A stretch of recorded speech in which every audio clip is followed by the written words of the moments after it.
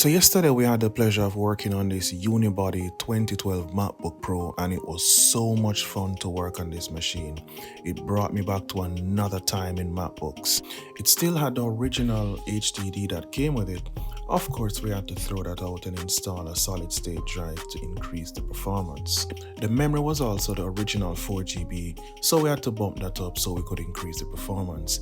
The screen had an ugly mark on it, so of course we had to change the screen, put in a new screen, and the display was now flawless. But we didn't stop there. We went as far as to change the bumpers on the base of the MacBook to give it a more polished look.